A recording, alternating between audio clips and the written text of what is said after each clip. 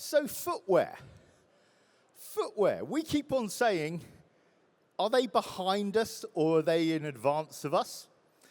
One thing we've learned at Performance Day since we welcomed in the footwear people, the footwear area, by the way, if you go down the central aisle, 2/3 of the way, you will see the footwear workshop. They're running really good workshops at the moment. Not that I want people to leave the main stage, but everything here is recorded. So you can play this back at your own leisure. The best news, those people who just caught the last session, Shivam you can play in slow motion to understand him and to take real notes about it. But we now welcome footwear to Performance Days once a year because they work off much longer thinking, much better practice, and there's a lot that textiles should borrow. Am I allowed to say rip off? There's really good practice here that we need to borrow. So I've got 3 people who know far more than me about footwear, and we're going to talk about going round in circles because footwear has done something we can learn an awful lot from. So they're all going to introduce themselves. I'm going to start off with David. Hello, David. I'm the CEO and co-founder of 2 companies. One is Solk, which is our new biocircular footwear brand. You can see our products in the Footwear Hub. And for the past 25 years, my wife and I have run the company Shoe Fabric, which is a premium sports and performance and lifestyle sourcing house in Vietnam. Why do you think I've invited you onto this panel? What are you doing differently? Okay, let's talk about Solk first. That's my main reason for being here, so I'll get a little bit of that in and get the plug in there. Our core business produces performance products for premium brands. It's a challenge to turn the Titanic onto sustainability. We're making progress. I wouldn't say we're sustainable. I say we do less harm each season. That's our goal. But at heart, I'm a shoe engineer, and I love a challenge. And I'm also very impatient.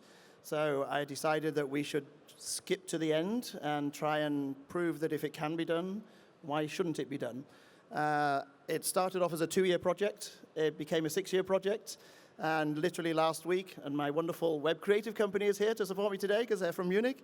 We launched our full website, and we're now the world's first 100% biocircular footwear brand. Every one of our products are made to fade and compost capable. Can we just go back? You are 100% biocircular. 100%. Can I just say, wow. We've not yet done that in textiles, so full respect.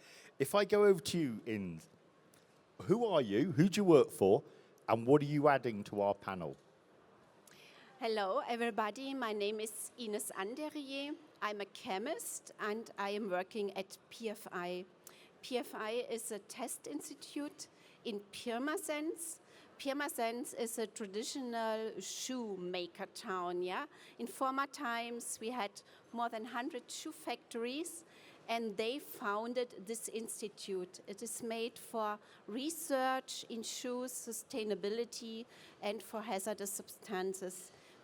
Myself, I'm a chemist.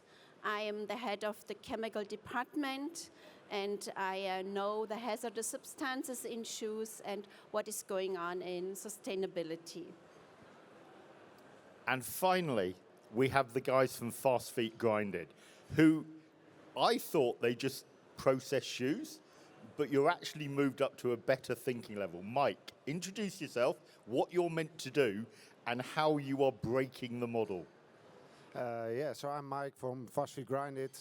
We basically tear the shoes apart. That's what we do, recycling footwear. But what we noticed in the beginning is the same challenge that David just mentioned.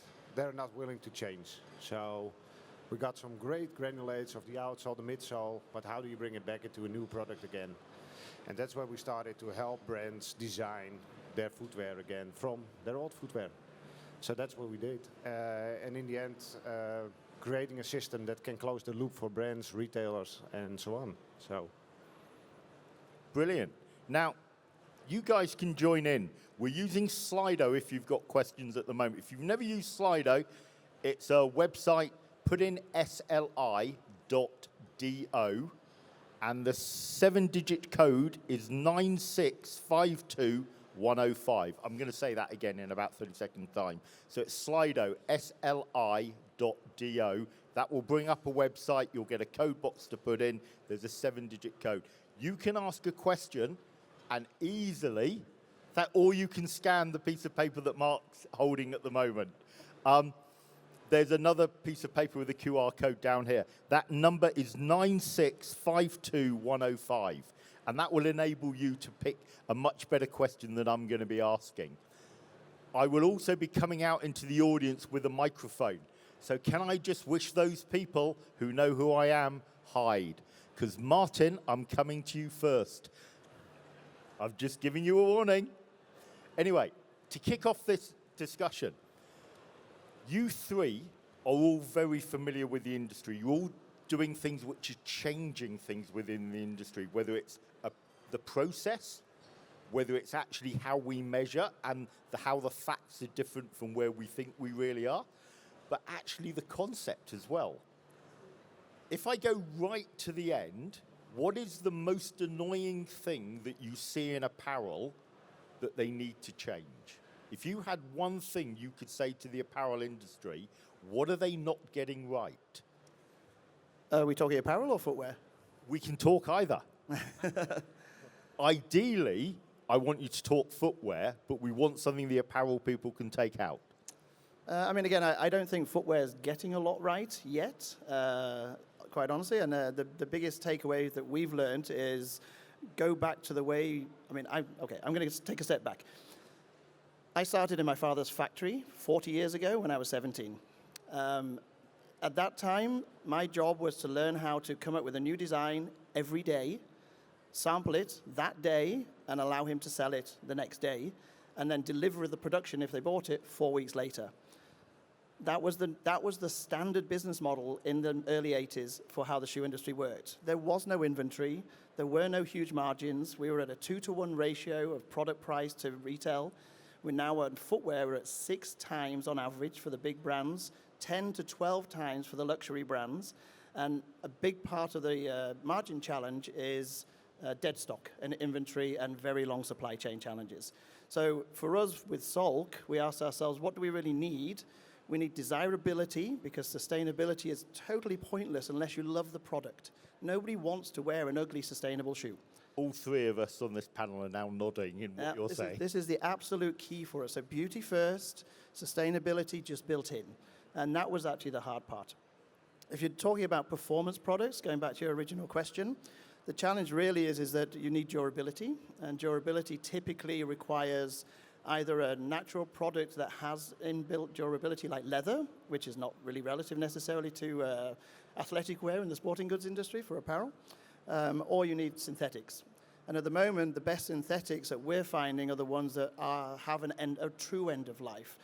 They're sure recyclable, and the apparel industry has, for me, a much easier job in footwear, because a typical sports shoe will have 20 different plastics on it, all of which don't really find an end of life. Whereas with apparel, you can become relatively monomaterial, or you can deconstruct much easier. One of the questions that I raised recently at the Global Fashion Summit was, why is polyester not commoditized? I don't understand it. There was a lot of pushback saying, oh, it's all about legislation. Complete nonsense. We had $200 billion worth of revenue of brands in the room on this panel, and all of them were blaming legislation about why we can't move forward. And then when I challenged that, they said, yeah, but the recycling facilities don't exist. I said, but if you commit to the recycling facilities, they will exist. That's all you need. And what they need primarily is predominantly 4 grades of polyester. Good, better, best, premium, with an icon on every apparel. All the big brands agree to use the icon on their labeling, and then all the recyclers can very quickly sort everything. Within 3 to 5 years, it will become standard. But again, you've got to go to the tier 4 vendors for that, not the 1s, 2, or 3s, but the tier 4s who actually create the pellets for the polyester and get them to agree to a commodity product. And of course, most of them don't want to do that because they want their kind of exclusivity. So there's a challenge going all the way through the system. So I've touched on a lot of different things there. I understand that, and it's a little bit difficult. It's a very big subject. But the biggest challenge, I think, in apparel and footwear primarily is that we don't have standardization that we can work with. And most chemical companies don't want standardization because it means that they become a commodity. and therefore their premium pricing goes out the door. And we need to find a solution for that. We need to give them opportunities for premium and opportunities for commodity, so that when we're doing the commodity products at huge volume, these are the things we recycle, whereas the industry tends to use it as a bit of a marketing trick. So they take their premium, smallest volume product and put all of the clever stuff in there, but this is a tiny part of the business and a big part of the marketing. And for me, if you take Nike, for example, if they were to take their highest volume basic black tracksuit made out of polyester, and they guaranteed to a polyester recycling company that they'll give all their recycled product to them, it would be an easy win, you know? And they would guarantee they'd be able to fill it, and then they get the backing, the finance, they'd be able to build much bigger plants, and it would be self-sustaining very quickly. So my big learning from that is from every brand in the audience and those watching on playback, I want you to ask up the chain why we're not commoditizing it. Because if they, as the people buying the polyester, are asking the question, the polyester producers will listen because they're producing the money. So that's a great start to this battle. I'm just trying to let it sink in going, that's a really good idea. I need some better thinking. Doctor, if you had the chance to send a message to the industry, what have you seen that we're not doing well enough? What excuse do we give that's really an excuse rather than a problem? So I see 2 points. They are all at the beginning of each production. One point is design, and one point is the production of raw material. So if you go to the design, maybe we have to teach the designer. If I go to a shoe designer, they are more like artists, yeah? They want to be creative and do fabulous shoes, but they have to include these eco-design thoughts, and they have to know what it means. So it's a certain chemical background is maybe needed, or information from companies like him, what the recycled materials mean. So, and if you look on a shoe, for a little girl, you might have 50 materials in one shoe. So it's very difficult to, if it's the end of life, to isolate each material and maybe to recycle. It's such a small part of polyester. Nobody will be able to separate. I have technicians in my lab. They are doing it each day, and it's a hard work. Shoes are glued. They are using tools and everything to get out these materials. Another point is looking at the supply chain and look at the raw material. I mean, he's the owner of a company. He has a control of everything. But we have a lot of trading companies, huge companies. So they even do not know the companies that are producing for them. And you have sub-companies. They do not know what kind of material is resourced. So we need teaching in every step, and we need transparency. So this would be one of the points that should be started at first. So to translate that, that's tier 3 and tier 4. That's where our weak points are. I really, really like what you're saying. Can you go into a bit more detail about how you want people to... Will the digital product passport, the provenance coming with the EU Green Deal, will that make your life easier, or are we all being diverted by a bit of marketing? What would you say? I am not sure. I'm a little bit critical about the product passport because I am also in an expert committee for textiles where we talked about it, the digital product passport, and people, there were big discussion what to put on such a passport. Customers don't want to see all the chemicals that are inside. Even if they see, they would not know what they are doing, yeah? Even if you just put in subgroups like softeners or something like this. So the problem is that we have to start very easy. Easy means easy understandable for the customer and easy also for production, which would maybe mean just let the people know where is the upper coming from, what are the main materials of the upper, where is the outsole coming from, what need to be done. So let's get start with first steps. I also want to challenge some of the information you've already given us. I was with Loa when they got their Okotex, the first bit of footwear to get Okotex. They produced a really simple shoe that had 50 ingredients in. They said their boots were nearer 100 ingredients, which just, I mean, it becomes so hard to certify that many individual components. Yeah. So, yes, I like what you're saying. Yeah, I mean, there are some projects going on. If you look at BASF, a big German chemical company, they are trying to do a shoe completely out of PU, or if you look at a rubber boot or at a EVA clog. But I do not think that customers want to wear these shoes right now all the time. It's a special part of shoes, but customers are not so far at the moment, I think. I think the point you made about how much the audience is going to understand the content of the DPP is all too important. No brand I know wants to produce information that is not appreciated. And at the moment, there is a big gap between what is being requested and how people can understand it. Yeah. So I'm very grateful for that point. So Mike, end of the chain, we now come to you. You see where things have gone wrong and it ends up in literally your incoming feedstock, but it's allowed you to now actually kick back to the start of the process and influence the design. So what message do you want to give out that will make your life easier, which in turn will make it easier for all the brands? In other words, where are they getting it wrong? Why do they need to listen to you? I think most of what the other people also said, it's complex, a shoe. I didn't know. I'm just in this business for 2.5 years. I didn't know how complex a shoe was to be made. So that was already a surprise. But it's a lot of materials. It's quite complex. And even what we understand from the big chemical companies as a BASF is that they do not recognize their own material anymore, what comes out of a midsole for a running shoe, for example. So there are so much additives added to create a certain performance or whatever. And that's, I think, what David says as well. You need to think about the technical design of a shoe. How can we make it that it can look like your shoe, my shoe, whatever. The designers can do the thing without any loss of performance, looks, feel, whatever, but still make it. And as Nike just said, just do it.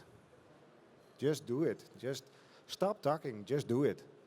And that's the biggest issue. It's like that big Titanic where David was talking about. It's not turning. Everybody's following the same path. Okay, let's try something. But in the end, it's all about doing. And if we do it all together, yeah, money will not be an issue. The volumes will not be an issue. I would even say you can still make your shoes in the conventional way you are doing now as a brand without any limitations. Even although it's a bad thing, but still make an overstock, which is a huge problem at the moment. But yeah. So we're 20 minutes in, and we've already given out some really strong messages. I like this. Now, within the panel itself, the idea is actually you don't need me to prompt you. We've already started with 3 very focused channels of direction.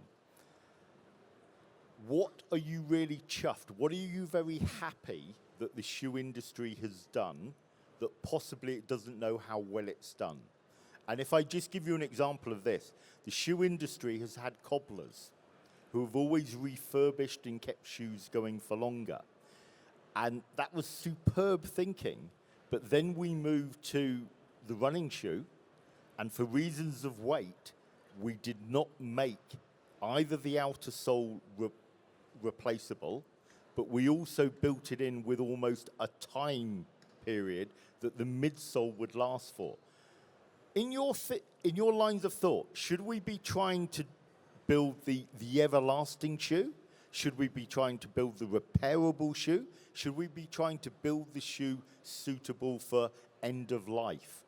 Where do we need to play with? So David, you're sat next to me, you don't get out. But can I just interrupt and say, we are taking questions on Slido. Remember the Slido? Go to sli.do and the code is 9652105. 9652105. And that's bought David enough thinking time. Okay. I mean, in answer to your question, all of the above. We've chosen biocircularity as our end-of-life choice. We've done that because we would like our product to be harmless. Now, it doesn't necessarily mean that the product isn't complex still in some ways. It is, but it's very, very careful choices from the very beginning of the design. Longevity of product, also super important. And we make also shoes for our other clients with our shoe fabric company, where we're looking at longevity of product. Can we make it last for 1,000 miles of running instead of the typical 600 miles of running? These are all choices as well, and it lasts longer. The bigger challenge for me, actually, is not so much what the shoe industry is doing well, but how do you change consumer behavior? The consumers are so used to what they have, and even if I make a running shoe that lasts you 5 years, nobody really wants it because they like to buy new product. And this is the real challenge that I think we find here is that if the consumer would like to now continue to buy in the same way they buy, you have to really find an end of life for a product that doesn't last very long. Or you need to do a lot of effort to convince a consumer to only buy one product and keep it for a long time. And how does that affect the big brands that are selling that product? Because they're the ones who are making you addicted to buy every 3 months another new product. So the whole dynamic shifts very dramatically. So, but having said that, you know, recyclable, great, less complex products so they're easier to tear down. Obviously with shoes, repairable. All of these things, many of these technologies exist. I mean, there are glues that you can debond easily. They're available. They take a little bit of change. Change is hard, I think, sometimes in the shoe industry. We're running a little too fast all the time, and the industry doesn't really like change. But many of these technologies are available already. We just have to make a choice to do it. And sometimes these technologies, they may cost a little bit more at the beginning, but the reality is that they scale. And as soon as you start to scale, the costs come down. So the executive management of the larger brands needs to make a conscious decision. And the conscious decision needs to be, should I take my $5 billion of profit whilst just doing it this year alone and try and effect some change, or should I just give all of that back to what I consider shareholder value and trying effectively not to change in reality? How would you criticize that, Ins? Or would Yeah. you not criticize it? In a few points, I agree. The consumer behavior, which is really something, I would say emotional. So they decide not for sustainability, they want to have this shoe or this high heel, which is a normal behavior and which is given to us also by marketing. We need to have it. We need to have a red shoe for a red clothes, for example, And I agree totally, and I agree also that the solution he found is one step. It is one pathway we could do, but it's not a pathway which is maybe possible for all the producer. I told you we have a lot of trader and companies with sub-companies. They even do not know what material is inside the shoe. They can never go the way he goes. But in fairness, that lack of knowledge is also a choice from the trader. Yeah, maybe, but the development Definitely. is not here. The development is not here. They want to do, but sometimes they only have a picture of a shoe, nothing else. They do not have a material list of a shoe sometimes. And therefore, I'm a chemist, and I would prefer chemical recycling. Yes, what would mean we give the shoe, maybe David can Mike can tell us about this technology. We give the shoe in a box, we put some ingredients to it, and it will be completely dissolved. What we get afterwards is the raw material. The advantages would be that we would also destroy hazardous substances, because if you go, with biodegradable, we also delete hazardous substances, but if you go into recycling, you maybe take this hazardous substances over to your new material, and the legal regulation does not allow a lower limit for recycled material. It doesn't matter for legal regulation. You have to fulfill the requirements that has to be fulfilled for new produced material. And this is a certain this is an uncertainty for the producers. Therefore, I would prefer for a future solution chemical recycling. I like that. But now Mike's going to come in with practical advice. Yeah. How can we enable that? Is it as simple as these two have said, Mike? Yes and no. Tell us more. What we learned about recycling footwear, yes, we can bring it back to with chemical recycling into a new shoe. And we're actually about to try to present before the end of the year a running shoe, high performance, from high performance to high performance. The end of this year? Yeah. So in the next 2 months? Yeah. Yeah, I'm becoming grey quite quickly, but yeah, that's something that we to keep the brands, because they want to earn more money, they want to sell more shoes, they want to be.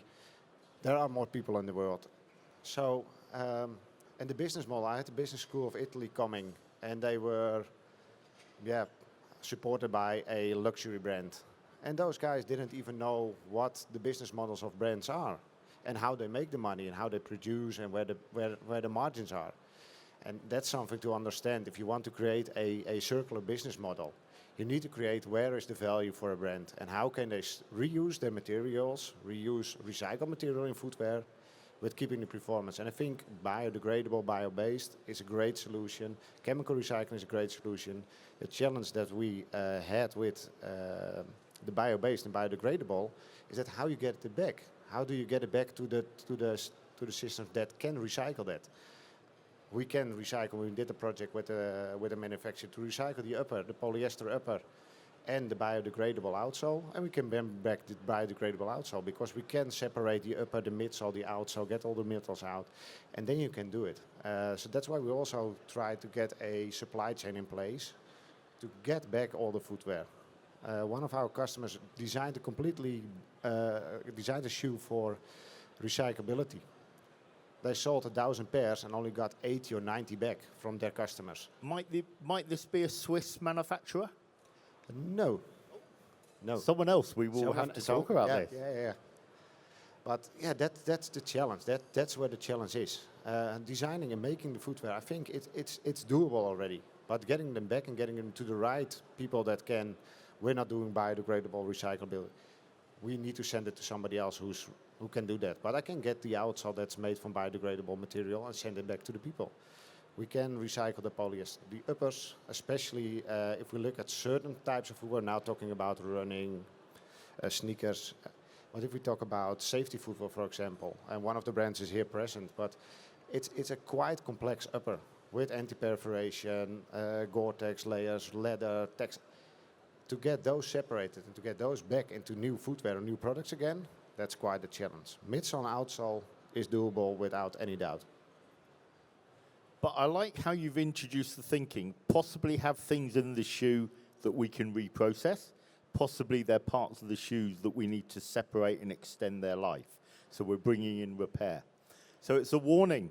Mark, how are we doing on the Slido? We've got some Slido questions. So I don't want to dominate this panel. I'm going to read the first two questions so we can bear those in mind. And Martin and Nina, I'm going to come to you next because I want you guys to ask more intelligent questions than I'm asking. But thank you. Thank you for the guys. The first two questions we're going to take on, and then I'll take a question from the two sat at the back pretending not to listen. First question, pure rubber soles are said to be soft and perish soon. Is there a repair service, change service, for the soles of Solk shoes? I mean, we don't... Don't answer it yet. Hold this question. The upper leather will last, and I would prefer to change my soles several times before composting. So we know who's going to answer that. Secondly, to what extent do you think that the strong focus on sustainability in product design is driven by genuine environmental concern as opposed to being used as a more accessible route to innovation? So to read that again, to what extent do you think that the strong focus on sustainability in product design is driven by a genuine environmental concern as opposed to being used as a more accessible route to innovation?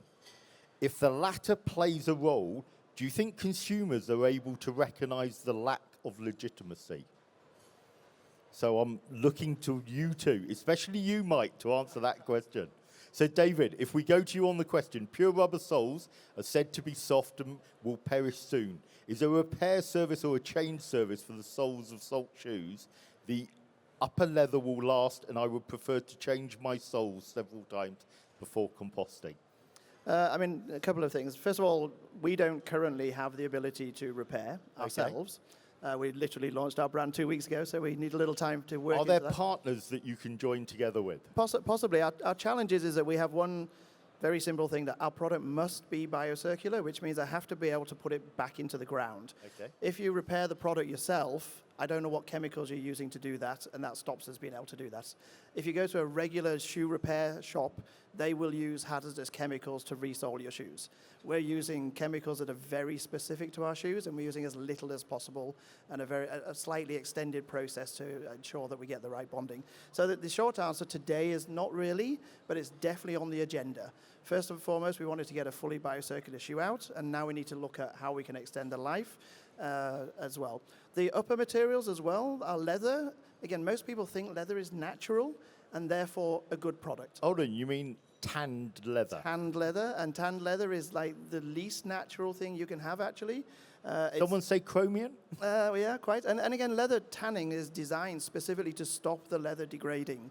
Our leather is technically not tanned. It's done in a totally different process, specifically for compostability. Is this the vegetable?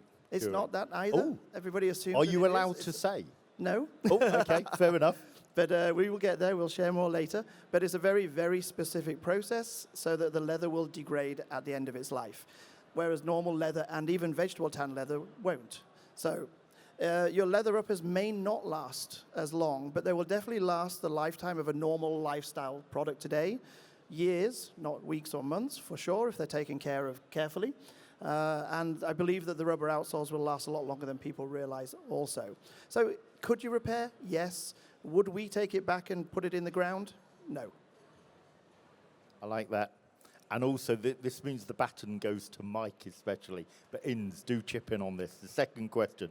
To what extent do you think the strong focus on sustainability in product design is driven by a genuine environmental concern as opposed to being used as a more accessible route to innovation? And if the latter plays a role, do you think that consumers are able to recognize the lack of legitimacy? It's not an easy question. Whoever's asked that second question, full respect to you. Because if we know the solution to this, we're going to make millions, is all I'm saying. I already forgot the first part when we start talking about. Is it really driven by environmental concerns? Keep talking. I'm just going to go to the back to get the next questions. I don't think so. No. It's about technical solutions, it's a marketing, it's a PR. There are some that say, okay, we want to do it from a sustainability perspective. We have some issues. We see that the world is, we have there, but in general, no. I don't think it's done out of, environmental reasons. Yeah, I would agree, because if you all know, if people are buying very cheap products, I would say cheap products, where we maybe do not know if there are hazardous substances inside, they are not even interested. They are just interested, these products are cheap, they are fashionable, and they buy and buy, and there are no concerns about the environment. There are maybe only a small part of the people that concerns, and when you can argue with this kind of strategy. And one point to the outsole, if you can change a rubber outsole, we made an audit. It was a producer of rubber plates for outsoles, and he told us he's also producing plates for replacing these outsoles, and he gave it to a company in Berlin. They changed sneakers, they changed the outsole, but it was not a business. They had to give it up. So it was not asked by customers to replace rubber outsoles on sneakers. So the industry would do it, but it's not a business. It's not asked. But you guys have already brought up the endorphin hit that we get from buying something new. and the excitement. So is repair what people really want? Yeah. We have a lot of customers, especially in the outdoor world. They are really on and that's basically the business that says, okay, we're into environment. They don't mind to have some spickles or some flakes in an outsole. They want to repair. Even we got some customers that repair the footwear, send over the repairable, the leftover outsoles to us to recycle, those kind of things.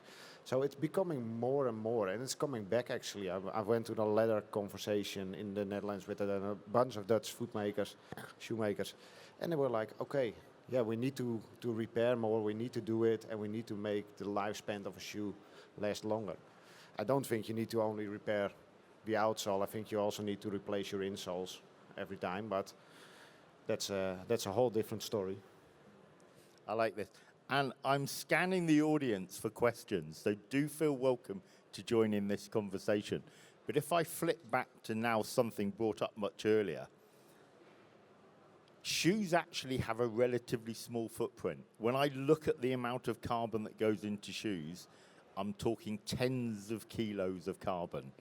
And I know everyone's personal footprint is 10 to 15 tons, and a ton being 1,000 kilos of carbon. Shoes bring a lot of happiness. That's what my wife tells me. People take a lot of pride in their appearance. It feels that they represent them. Are we making a mountain out of a molehill? And what I'm saying is that the amount of carbon in our shoes, let's say we buy 2 new pairs a year, that's 100 kilos of carbon, and our footprint is 10 to 15,000. Are we actually almost creating a hassle to trip over for the amount of happiness that shoes give us, the amount that they enable us to exercise, to look smart? Are we tying ourselves in knots? And if I relate this to the textile industry, everyone's heard the statistic. The textile industry is about 8% of the carbon footprint of the world. And because it's desirable, because we have a choice whether to buy or not, we don't talk about the 39% of the carbon impact of the world is down to the construction industry. 5 times greater than the textile industry is the construction industry. But nobody really questions the construction industry, whereas shoes make our life really quite happy. So the challenging question, and I'm looking to the audience because I'm looking to the audience for questions, there's really good practice going in, but are we making a hurdle for ourselves? Because the amount of carbon involved in shoes, or the amount of footprint, actually is not going to change the world enough. I think it matters. I think it matters a lot. The number that's always bandied around at the moment is 24 to 25 billion pairs of shoes per year. As I say, if you go back 15 years, 20 years, this was half. So in a very, very short amount of time, we've convinced the world to buy double the amount of shoes and convince them that they have no value anymore. So just buy them, throw them, buy them, throw them, buy them, throw them. Doesn't matter anymore. And it does matter because they're all going into landfill, all of them. So the biggest hassle is our rate of consumption rather than the individual shoe. I believe so. Looking to the audience, we know that since the millennium, we now own 2.5 times the volume of stuff in our wardrobe. 2.5 times. The population has not increased more than 23% in that same period of time. We are accumulating junk, is what I'm saying. The other good thing is since the millennium, which saw the birth of Blue Sign, apparel items have gone down in their footprint every year for the last 25 years. But because of the rate of consumption, the overall impact has improved. So are we making shoes the evil part of the process, the individual shoe, at exactly the same time? What we need to change is our consumption model, how frequently we're buying.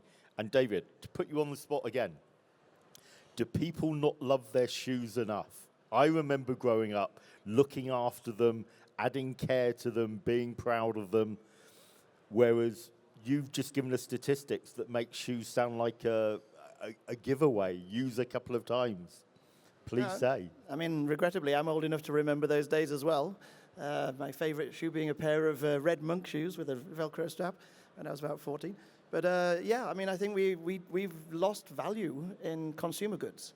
My father's factory shut down in 1985 because the Asian boom started. 3 years later, I was in Asia making shoes, and I've been there for the last 32 years, whatever. So I have a lot of respect for how they work over there. I think they do a wonderful job, but it has given us access to dramatically cheaper volume product. And this just allows us to just make more and more and more. And for us, we had a choice with our Solk product, for example. Should we go out and compete with the brands, which would have been cost effective and we probably would have been much more successful very quickly? Or should we make a higher value product? And we decided at the beginning, at least, we'll try with a higher value product to go down that route where people make the effort to pay for something they believe in. And then that therefore gives them the desire to give it back to us to allow us to give it the end of life. Whereas if I sell it to them for $50, why bother even sending it back to me? You know, but if I make you pay a little bit more for it and you love it and you value it, and then you have a choice. So we're trying that. I don't know if it'll work, but that's what we're trying. But you're getting a nodding head from Ins. Would you like to join this part of the conversation about producing quality and making people love what they own more? Yeah, I think we cannot go back in time. The development is there that people are buying and buying. So we have to find solutions. What could be a solution? It could be you cannot forbid these people to buy less. So what could you do? You could maybe make the shoes much more expensive, so you cannot buy enough. If you could make the shoe much more expensive, you could use wasteful material, recyclable material. Could be a solution, but then you would destroy a lot of companies. So the best way would be if you find a solution for complete recycling, like think about water. It always comes back. It's in a recycle. And we need to find a solution with no energy costs, with completely recyclable material. Let's talk about one material which is really good for recycling. We are one opinion, which is PVC, yeah?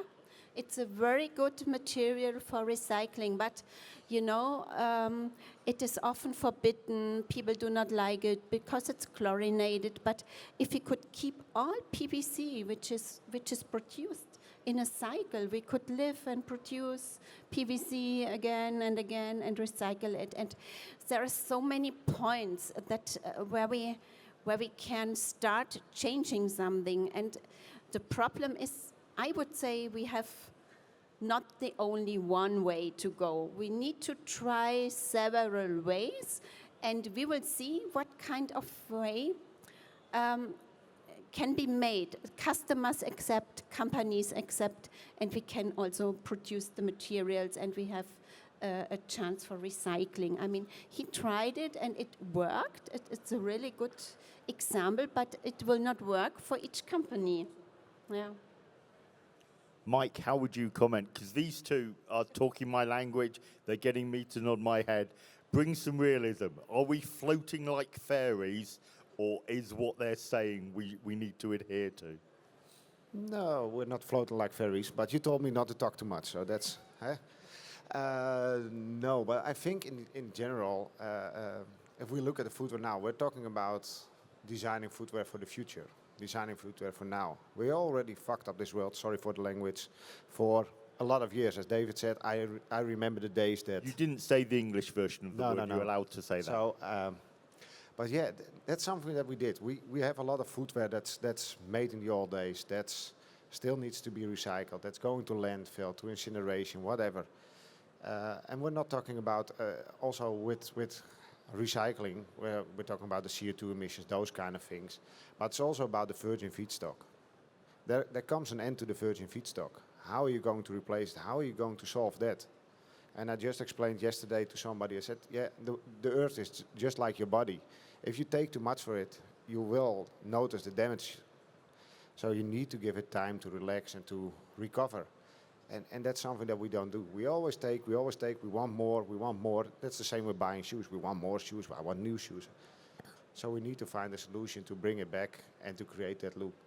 To get less virgin feedstock out of the earth and make sure that we can use, if it's a biodegradable product, if it's a bio-based product, I don't mind. If it's a waste stream that we can reuse into another product, why not? Why not do it?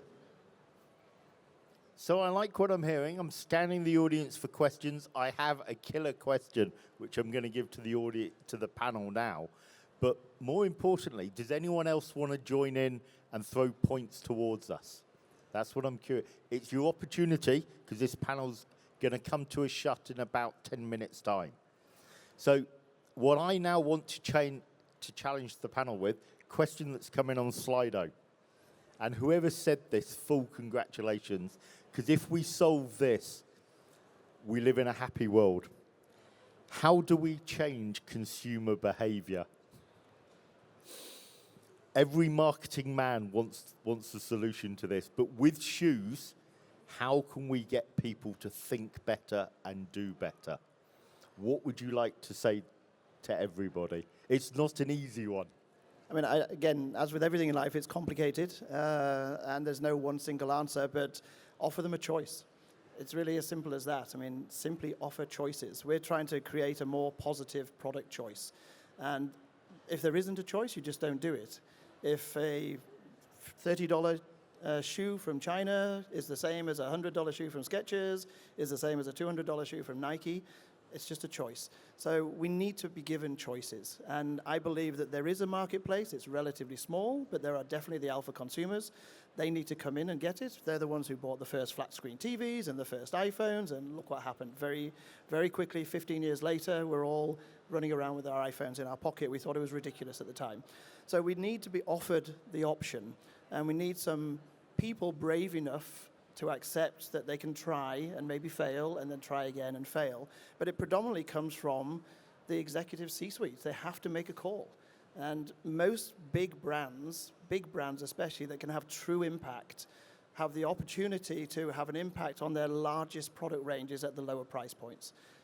That's still, in my opinion, the fastest way to give a better and more positive product choice. And I totally agree with Ines. Chemical recycling, absolutely, is critical because there's so much plastic in the world now anyway, and it's many, many variations, and that's not going to stop anytime soon. My colleague was just at the K Fair in Germany recently. Plastic is not coming to an end, so we definitely need chemical recycling as fast as possible. But we just need the owners of the companies to make a choice. It doesn't have to be their whole business, but some choices. David, it's a wonderfully simple message, and I really like it. Ines, how would you add to that? What do we need to do to make the consumer change their behavior? I liked it also to give a choice, and the choice has to be given by the companies, and the companies have to explain all the customers why these shoes are maybe sustainable, what's the reason, and customers will decide for a sustainable shoe if the price is either comparable to a normal shoe, or if a sustainable shoe has something like an add-on, something which is a little bit better than the normal shoe. Then I would say customers would decide, and one additional point is emotion, yeah? I prefer this emotional factor for shoes. So a sustainable shoe needs to have something emotional, not only sustainability, yeah? You have to come to the customer. So to drag David back into this, he said it first. If you don't produce shoes that people love, that people desire, we're not even on the start line. So we've got agreement. Mike, are you going to disagree with these two, or are you going to nod your head even more? A little bit, but I think if we ever look at the brands and we talk with the sustainability teams, the marketing teams, it's also about brand protection, brand reputation. They want to have a traceability there to showcase that it's really a sustainable shoe, or it's, especially with the recycled material. There's no good way to have the recyclability yet. Although there's a GRS, there's ICC, there's different certifications, but none, especially in the footwear, because we're the first one to recycle footwear. We got a lot of hurdles with the European Union, with everybody. So that's one of the challenges. If you can do that, then the brands are convinced. The brands are marketing machines. the biggest sport brand in the world is the biggest marketing machine ever. So to talk about marketing, they know how to sell a shoe without a doubt. I don't have to tell them that. The only thing I can say, if you have the choice to buy a sustainable running shoe, for example, and we change the midsole, and the shoe will be €2 more expensive than the conventional one, would you choose a sustainable shoe, a running shoe, with an EVA midsole that's €2 more expensive, retail price, than a normal one? That's the price difference that we're speaking about. I just want to add as well, incremental change is key. In our shoe fabric business, where we produce shoes for other brands, especially outdoor, we do a lot of outdoor products. We approached them almost 10 years ago and said, look, we've decided to take on board what we're calling responsible evolution. We know we can't change you quickly. We know that you're not really prepared to pay much, if anything more, but we need change. So here's our materials library in our office. I have 10,000 meshes for you to choose from. I'm now going to give you a choice of 50. And they're going to come from 2 traceable suppliers. And that's your choice for this season. So the design is going to become limited because these vendors, I believe, are genuinely recycled, whereas I'm not so sure about the rest of them. We've built a team of responsibility in our company. We have now on our leadership team, that young lady there in the green jumper is our chief responsibility officer, and she's on the leadership team. We're not allowed to produce products now without a responsible consideration. We're just not allowed, and it's just a choice. And all of our brand partners don't want to pay more for their products, so we're working on incremental change. In the last 10 years, we've cut all commodity materials into traceable, more qualified and more expensive materials systematically season by season. But we do it very slowly and is incrementally and in partnership with the brand. What they're looking for is help, which is why I think you're getting so much consultation requirements as well these days. We're doing the same with our brand partners. There is no golden arrow, there's no silver bullet, whatever cliche you want to come up with. There's just a lot of work. And you've just got to do it step by step and commit to it, and you can get there. And I think our shoes are now significantly less harmful, because I don't want to say sustainable. No shoes, I think, at this point are sustainable. Maybe these ones, but not much else. But you have to just make incremental change and commit to it for years. And if you do that, you can maintain your product, more or less maintain your margin. You can build it into your new product, and you can educate the designers as you go step by step. I like the sound of that, but I'm going to pull you back to an expression. My biggest takeaway is what you've just said about responsible evolution. I think you've just summed up the attitude we all need to adopt. I'm very grateful for you highlighting that. So to the panel, to wrap up, because I'm still not seeing questions from the audience, you said it in a pleasant way. Oh, we have one more that's just coming in on Slido. Overproduction and overconsumption are the big elephants in the room. How to convince people to buy less, better, more expensive. So the question is, overproduction and overconsumption are the big elephants in the room. How do we convince people to buy less, buy better, and more expensive? It's an impossible answer to question. It's an impossible question to answer. I like what they're saying. What would you say? Yeah, but if I look at the overproduction from my perspective, from the recycling side, it's the business model is produce more, have less cost, make more margin. In the end, within the board, there's always people that say, I want to make more money. It's always about the money side. So, yeah, it's sorry. No, and that's something that I see, that I say, can we stop overproduction, especially now with the regulations that are coming in? I think it will be moving warehouses to Asia again and not creating any jobs anymore here. So the big warehouses will shut down a bit, stock will go to Asia, and we say, oh, we did a good job in Europe with less overproduction. No, the overproduction is still there, because that's the business model. The business model needs to change. And that's why I say, if we recycle it and we can bring it back into footwear, as what I said in the beginning, we can still do the overproduction. We can still, you can still keep your business model and slightly change to a more greener, better environmental friendly way. But you can just reuse recycled content instead of your virgin material. Yeah. Maybe I may add something. The producer of sustainable materials or shoes, they are left alone by the politicians. I mean, the European Union force you for textile strategy, but there is no real end-of-life solution for it. And the problem is they allow cheap products which are produced non-sustainable, and it would maybe help if there would be, I don't know, I'm not a politician and not a businessman, but if these products would have taxes or something like this, like maybe France made a kind of model of this, they have to pay, and maybe this would help this kind of industry. I'm not sure. Putting a €5 up to 50% charge on the garment against the fast fashion It's people. an idea. And for those people who aren't up to date with apparel, the biggest clothing platform in France right now is Vinted. The French have flipped and are doing better than all of us. They are buying pre-loved, pre-used. They are big. Vinted in France is bigger than Shein, bigger than Temu. Think about it. And they have done it by doing legislation as well. So, yeah. Yeah, but then we still sit down with the overstock, and that's the biggest issue at the moment, because the regulations say, okay, we cannot destroy it, we cannot do anything with it, so we do to resell or charity. I don't know how many people you want to share with free shoes, or because we produce enough shoes in the world to give everybody 5-6 pairs of shoes. I don't know that people are waiting on the overstock. The overstock is mostly unsold goods that are not sold because they're just not in.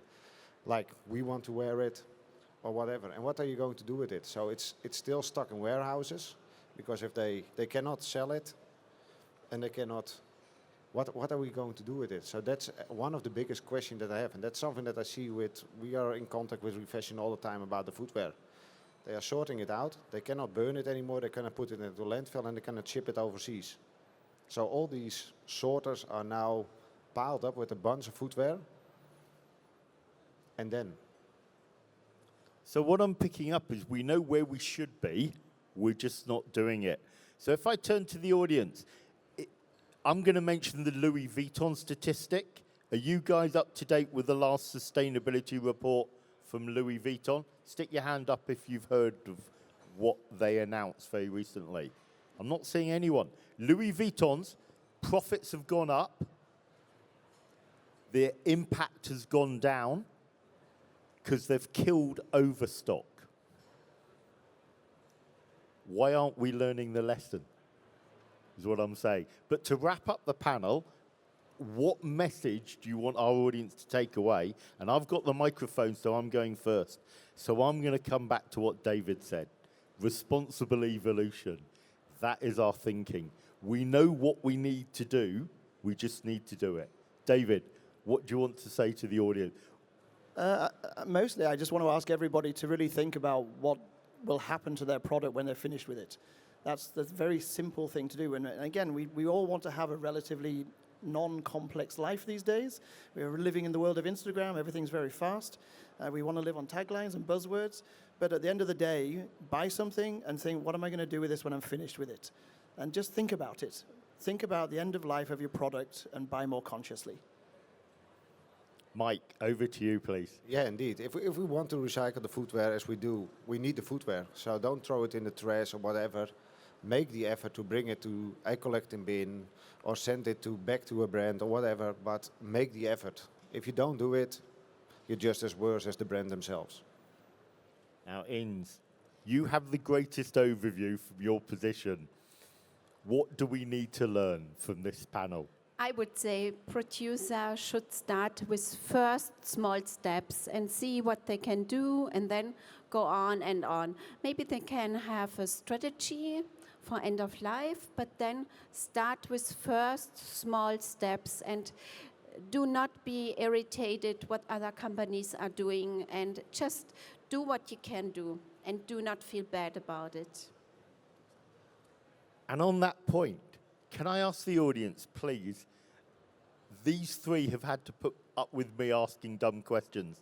I am so grateful for what you've said, for how you've helped us to change our thinking. could you please show your appreciation for the guys on stage with me? Thank you.